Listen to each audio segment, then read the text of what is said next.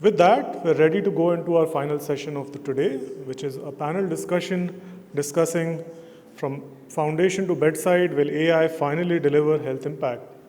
For this panel, I'd like to welcome back Professor Farah Shamout on stage, along with Professor Miguel Hernan, Professor Rajat Mani Thomas, and Professor Huazhu.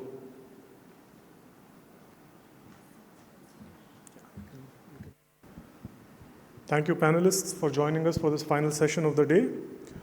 So this panel really was inspired by a question, which is, what will it take for AI to move from promising models and prototypes to measurable impact on patient outcomes and health system value? We've been hearing a lot about prototypes and models, whether these involve agents or not, being implemented into the clinical workflows. There are many different considerations that we've heard on the translation gap, the governance and trust that are often necessary to make sure that these solutions can be safely deployed into practice. We've heard that these solutions must be financially sustainable to make sure the health systems can adopt it and scale it. Beyond this, there are also questions on methodological credibility. Do we truly have AI models that are safe and effective to deploy? So the questions that are designed for the panel today will hopefully inspire some of this discussion. The discussion is approximately 35 minutes long. We'll have a few questions, we'll have time to accommodate a few questions at the end. And it'll roughly go through 3 different segments. In the first segment, we'll do a sort of a reality check with our experts on where things stand today, which will be followed by a section on trust, validation, and value. Finally, we'll touch on systems and sustainability, time permitting, and then close off. So with that, I'd like to address my first question to Professor Shamout. So you have built early warning and decision support systems using electronic health records as well as imaging data. What lessons can you share from deploying such systems, specifically to close the last mile gap, which we know that can be very problematic in health systems? Thank you very much for the question. I think first thing to clarify is we're in the process of trying to deploy. I don't think we're there yet because of the challenges that I'm going to discuss now. But I would say the first challenge relates to, or maybe the theme to deployment is, how can we make these models seamless in terms of deployment? And I would say there are 3 main challenges which we've encountered over the past couple of years. The first one is the lack of like a formal evaluation ecosystem. Like, I think sandboxes have been also discussed during this conference, but basically having a technical framework that would allow us to evaluate these models across multiple hospitals and multiple cohorts in a seamless fashion. And I think this is challenging because of another second challenge, I'd say, which is that each hospital also has its own legacy systems in terms of how the data is stored. So generally, for example, the EHR data could be in a database, the images are in another database, and then linking the different modalities, especially as we move towards multimodal models, is also quite challenging. And I'd say the third challenge is clinical utility. So even though these models perform really well in retrospective studies, their performance in even silent prospective validation studies is still quite unclear, both from an accuracy perspective, but we're also looking at it from a reliability perspective. So how can we also quantify model confidence, such that if an AI model is not very confident about a specific input sample, it can defer it for expert review.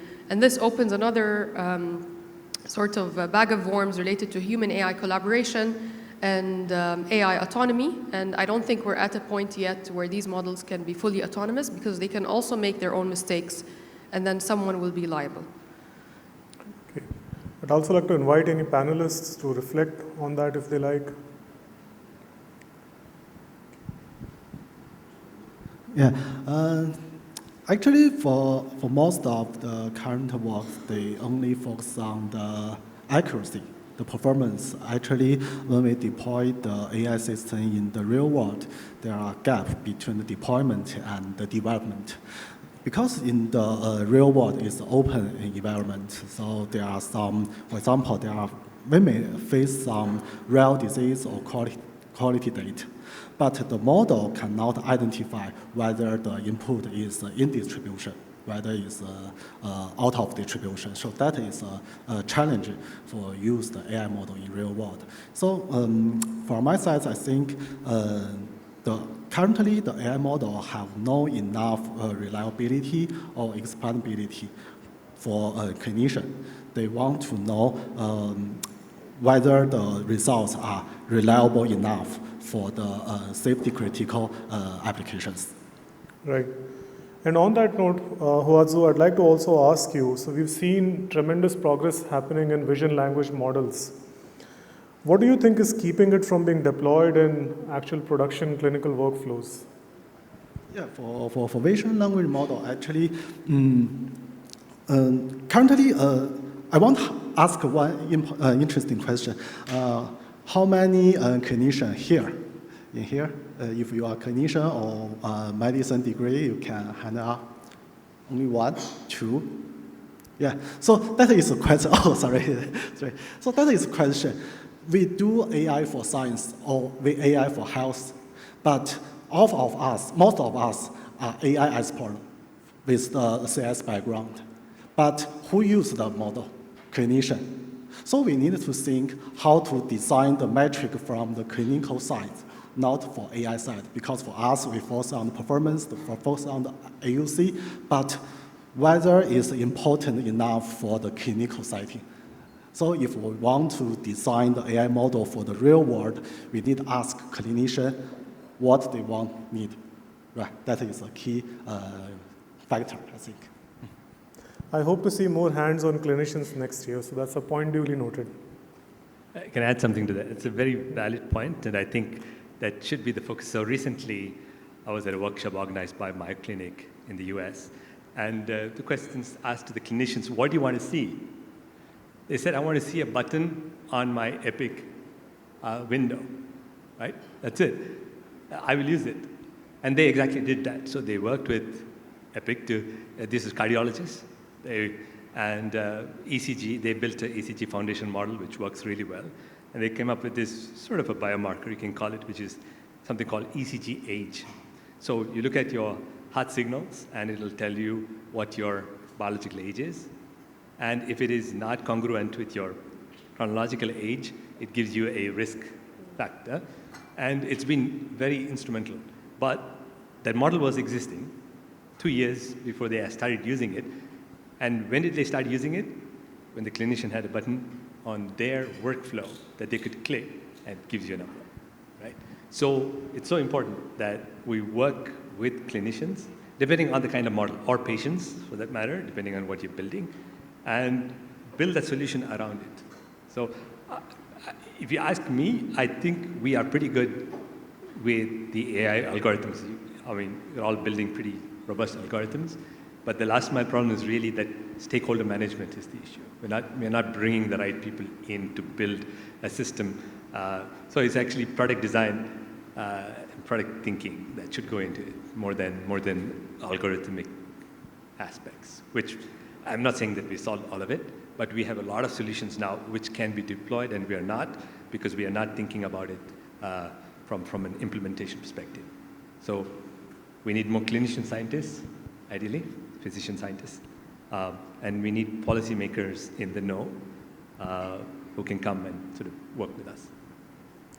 I think we have a clinician scientist on the panel, so. Yeah, so I like to follow up on this. Something important when we talk about AI is that AI is a form of data analysis. It's a sophisticated data analysis. That is what AI is now. Maybe in the future, maybe AI is an intelligent machine that is sentient, but that's not what AI is now. So when we talk about AI, keeping in mind that we're talking about data analysis is important. A lot of the products, the AI products, they are designed to make us forget that. They say, if you are talking with a chat box, they say I, and I think, or that's a very good question. There is no I there. It's a data analysis that is happening. Even though there are commercial reasons to try to make it sound like that is a there is a being there, there is a person, and we say that we collaborate with AI, that this is a co-pilot, that it is a co-decider, that we have an AI agent. It's not clear there is agency there, but we still use this human language because it's convenient. It doesn't mean that it's true. And it is very important when we're talking about data analysis, because as you said, at the end of the day, this is going to be as good as the data. And many times we need experts that are helping, human experts that are helping here. So also because it is data analysis, we need to understand what the goal of the data analysis is. Sometimes we do data analysis for what is some form of pattern recognition. Some of the presentations that we just heard are about that. They're about pattern recognition. We have all this data, billions of data points, and we want to be able to recognize the patterns that tell us what is the most likely thing that is going to happen after that. That's great, and deep learning does that very, very well. But a different goal of data analysis is answering questions of the type, what if? What if I do this versus this? That's not pattern recognition now. Now we're talking about causal inference. And if we're talking about causal inference, experts have to tell us whether there is enough information in the data to actually make those causal inferences. Because the best pattern recognition software that we have is not going to tell us what is going to happen if people start to take this treatment or if people start to be more physically active based on the data that we have only, unless that data is complete in terms of all the treatments and the outcomes and the confounders that we need. So I think that coming back to the fact that AI is data analysis, and therefore we have to think of it in terms of what the goals of data analysis are and what are the data requirements for that data analysis, really help to put a lot of these questions in perspective. Thank you, Miguel. And on that point, hold on your mic for a second, because I have a question for you, which is related. Many AI works that are now coming out claim clinical relevance. And so what do you see as the key gap between algorithmic success, advancements in accuracies and ROCs and so on, as compared to real-world evidence in health? Well, I was talking a little bit about that too.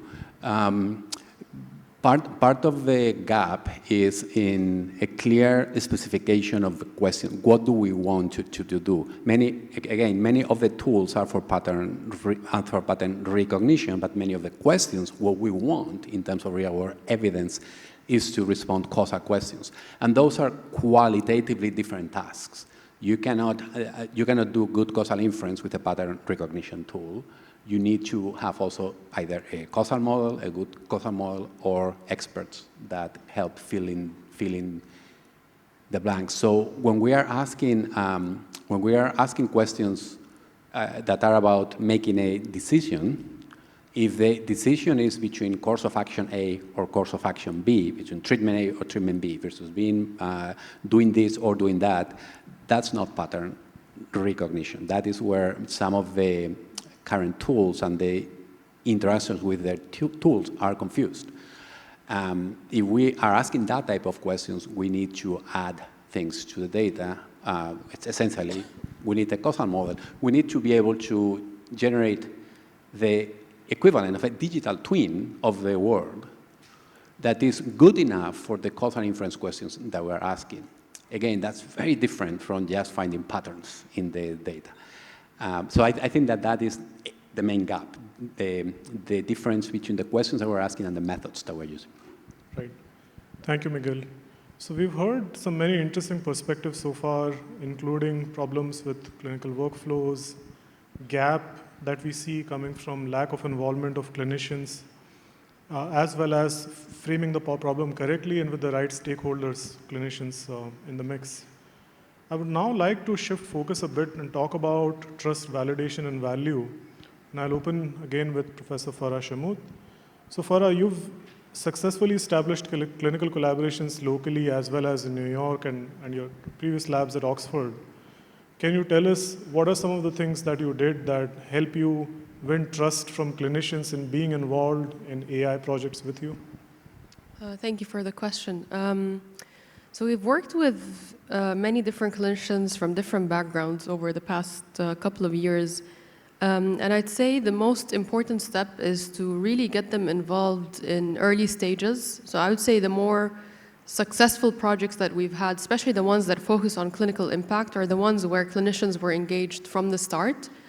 But even then, it's I think clinicians think very differently from how we think as computer scientists. Like for us, we care about the method, we want to beat specific metrics, and we mostly care about model design. But for them, they mostly care about sort of how they could eventually use the model, what kind of clinical impact it could have. And I think one of the most interesting things that came up recently in conversation with one of the main regulatory insurance companies here is incentives. So many of these healthcare institutions usually have specific targets, either in terms of improving clinical quality or reducing cost. So I think it's also important to be aligned in that sense, to make sure that whatever we build could be mutually beneficial. Because for us, we're interested in publications and sort of we're very research and innovation driven. But I think from the clinical perspective, there needs to be clear expected impact. Otherwise, they wouldn't be as incentivized to share data and put a lot of effort and energy and time into the project. Right, thank you. And Rajat, you are also working with clinicians and big tech companies like Google in building an ECG foundation model. Tell us about what motivated you to build, and may I provocatively call it yet another ECG foundation model, and why do we need one? Yeah, thank you for the question. So I'd like to continue with what Farah just mentioned. And when I decided, or they asked me to join Weill Cornell to build this group, this is something I told them directly. Look, you are asking me to join as a faculty, but do not expect publications from me. I'm coming back here not to publish papers. I will work hard to bring clinical impact. If you're not okay with this, I'm not coming. There was a unanimous decision saying, that's okay. You have a blank slate. Come over and build this out with us, okay? So that gave me the motivation to focus on basically building relationships with clinicians in the local ecosystem. So that was the key part, right? Talking to them, because they have this idea, okay, this guy wants data so that he can publish. I said, look, I have made this very clear. This is not my intention. And I don't want 100 patients here, 200 patients there. We can write a paper and get it published. We want to do this at the scale not seen in this country before. And they were skeptical in the beginning. So we'll keep working towards it because there were many aspects to it, right? One is data gathering, data harmonization, which is a big issue. As a pure academic institution, this cannot be done. So we had to work with the ministry, all kinds of ministries of communication, ministries of health, and include Google to join this. And that was not easy because there's a lot of constraint, as you can imagine, also here. Because Google did not have a data center yet in Doha, right? So they had to build that. It's coming up now. And I think the key difference was to convince, with meetings over and over again, that we need to build an ECG foundation model because the ones that I would use from the US, Canada, would just not translate, even if I fine-tune on a small amount of data, because the distribution of population in this region, Middle East, sort of Asia region, is quite different. And there's a lot of change in the data distribution, so we need to build. We have the data, we just need to do the work to implement it. And over a period of a year and a half, they were convinced, and now we're right. Almost there. So how do you plan to validate it to make sure, again, the gaps that you've observed in deploying models developed elsewhere are actually bridged with this work? Yeah, so the foundation model is built on all the data we accumulated over the last 10 years. So that'll be like around 15 million ECG waveforms.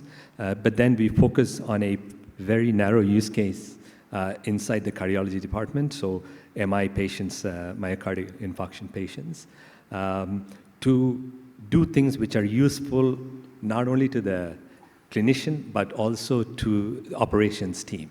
So I want to know, after a surgery, how long does the patient remain in the hospital? What is the probability that if I discharge this patient today, they will be back 30 days or 60 days from now? And these are key insights that operations team need to optimize a lot of things in the hospital. There is direct cost cutting for the hospital. So we focus on a very small cohort, show that it works and it's helpful, and basically build a template. So this is not about solving that niche problem, but designing and understanding workflows and templates to implement this across all the other departments. Because at the end of the day, a lot of the principles that go behind implementing this are similar. So if you can get that done, you gain confidence of the stakeholders, you gain confidence of the C-suite, and the patients at the end. That's an impressive data scale, so I really do wish you the best. On a related note, Huazhu, I'd like to ask you, how should trustworthiness be operationalized for the multimodal foundation models that we're building today, which includes things like explainability, stability metrics, and independent audit, among others? Yeah, I think I have an example for the foundation model. At the early of this year, China released the DeepSeek. It's a very powerful foundation model, vision language model. Some governments encourage the hospital to deploy the DeepSeek. So after several months, I asked some of my friends from the hospital, do you use the DeepSeek? How do you feel about the DeepSeek? Most of them said they don't use the DeepSeek anymore because for the common or easy disease, they can diagnose it by themselves quickly, only look the medical image 10 or 15 seconds, they can give the diagnosis. But for some rare disease, they want to ask the DeepSeek. The DeepSeek output the hallucination. So that is the key. That is the issue. It's go back to my previous answer. When we design the vision language model or the foundation model, who will use it?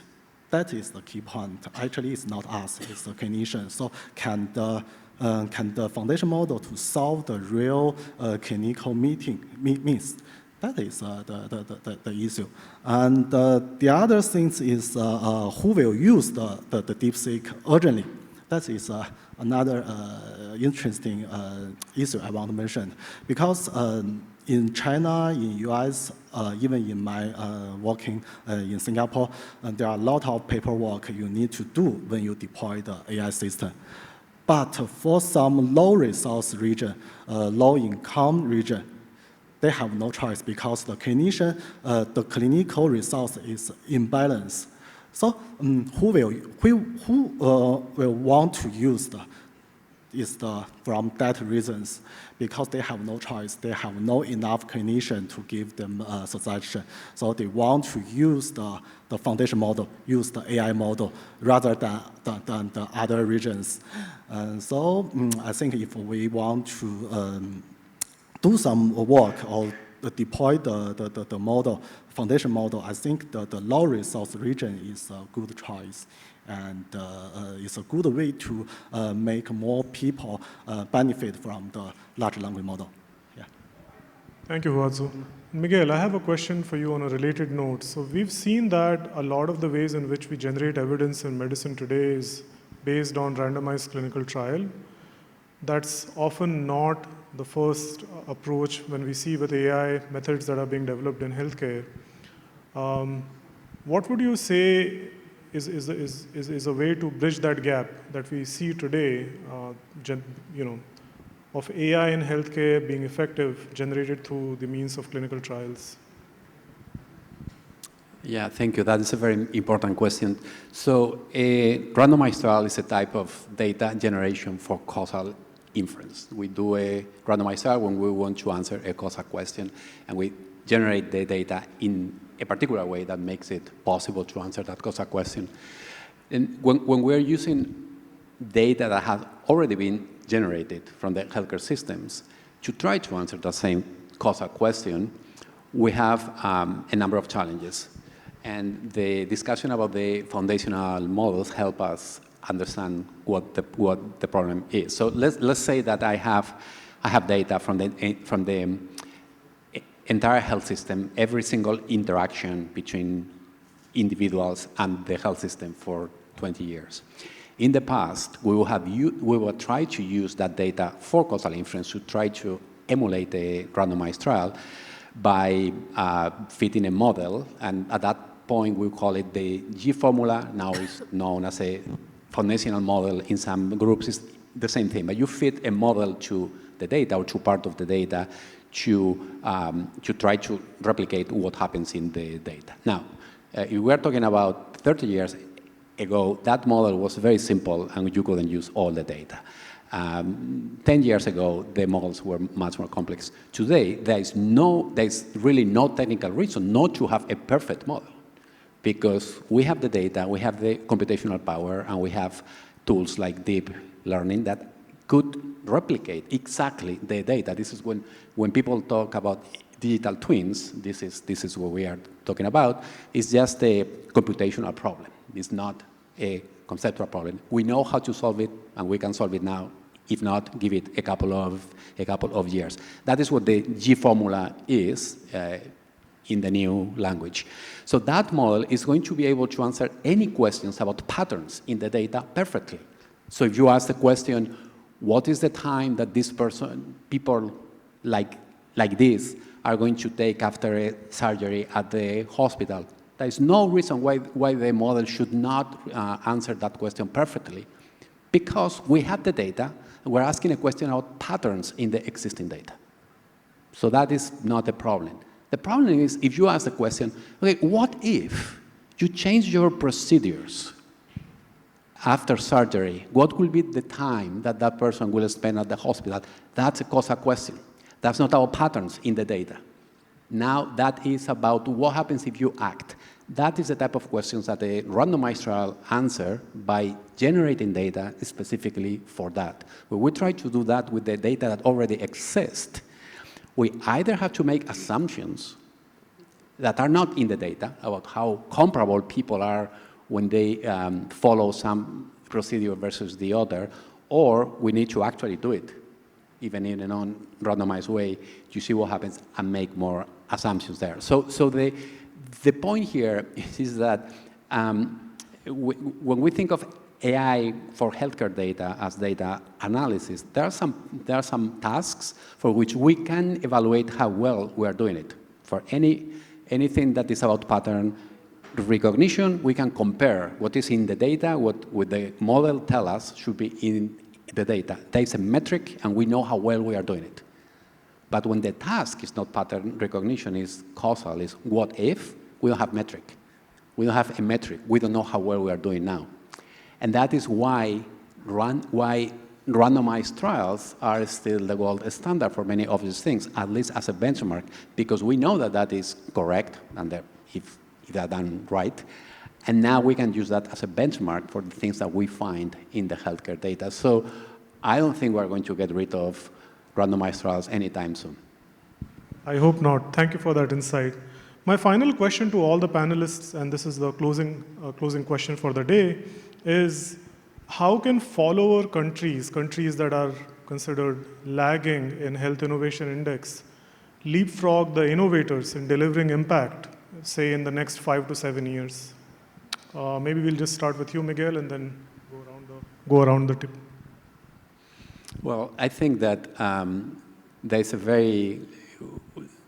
are very large discrepancies now in how countries are dealing with this. The countries that have a competitive advantage are the ones who have the data in a way that is accessible. this is not only by countries, because in the US it's by health systems. Some health systems do it better than others. In other countries with a single health system, we can talk about the country, right, and the health system. So having the data is something that was rare 20 years ago. It's very common now. Many countries, many health systems have the data. But what is now most important, if you want to move forward in the way that you said, is to have the ways to make that data accessible to investigators, either in academia or within the health system. The people who are going to make the health system better by learning from the data from the health system.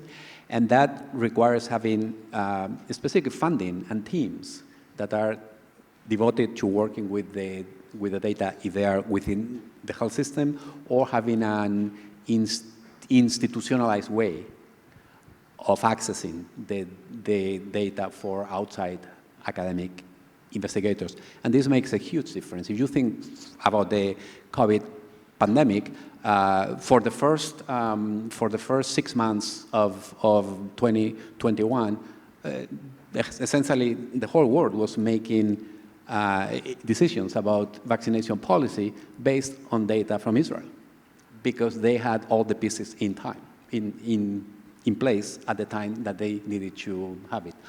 Over time, we also had data from the UK and from the US and from Spain and from other countries, but it's very, very important to have those specialized teams of investigators, data scientists, clinicians, and others that are within the health system or are able to access the health system quickly. Farah? So when it comes to healthcare innovation, I would say there are different stages to what, or definitions to what healthcare innovation means. In some settings, low resource settings, healthcare innovation could mean access to highly specialized equipment like medical imaging machines. In other settings, like we're in the UAE, where we're very lucky to have an extremely impressive digital infrastructure, it means deploying AI models and bringing them to the clinic. So I'd say it's a spectrum in terms of what healthcare innovation means for different countries. But I would say, building up on what you suggested, I'd say the most important thing is human capital. So training on-the-ground clinicians, researchers, but also PhD students, and investing in human talent, because they're the ones who are going to really lead the way across the spectrum of healthcare innovation, regardless of whether it's related to digitization and data collection, data processing, modeling, deployment, and so on. So I wouldn't say it's a single answer, but I would really emphasize the point of investing in human capital to begin with, because then they would be the drivers of innovation. And I think in the context of academic institutions, for example, investing in PhD programs and master's programs, these are excellent initiatives to really mentor and foster young talent who would then eventually become the champions within the AI for healthcare and the healthcare innovation era. Thank you. Yeah, all those answers are, I can't add too much to it. The way I think about it is mostly we have to bring about, so first of all, I think AI and the advent of AI is leveling the playground more than it would have. It's very different to build a very sophisticated hardware tech that takes years, whereas AI is relatively easy to diversify in.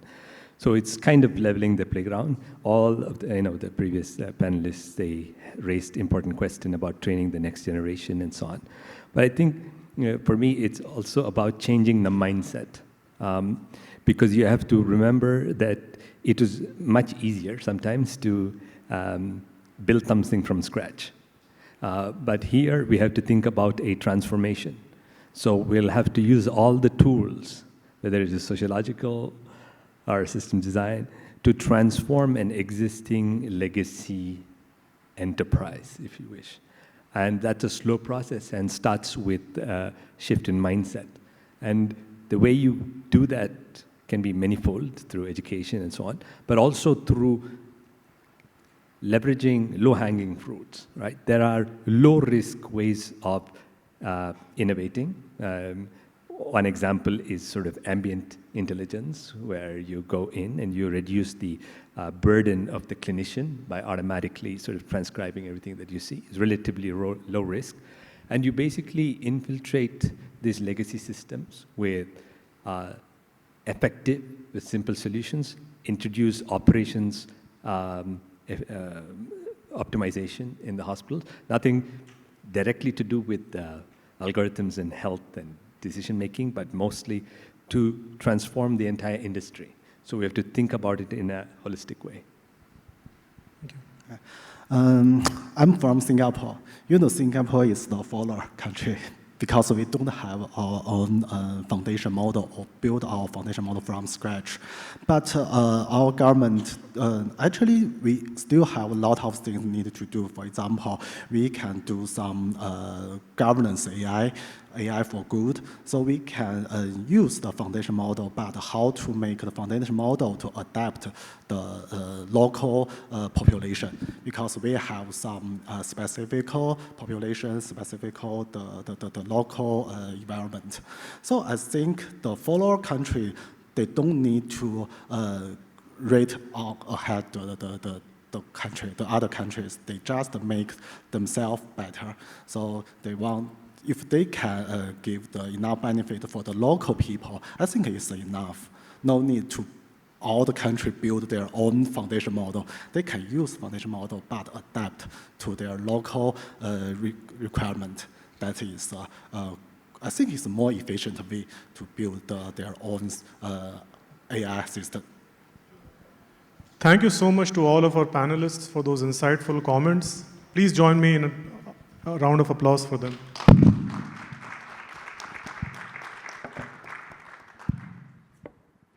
So that was plenty of food for thought, but we fortunately also have some real food for you waiting just right outside this hall. After that, please be sure to stop by research posters that are on display just across the hall. And thank you for joining us on day 2, and look forward to hosting you tomorrow on day 3 of the ADIA Lab Symposium. Thank you.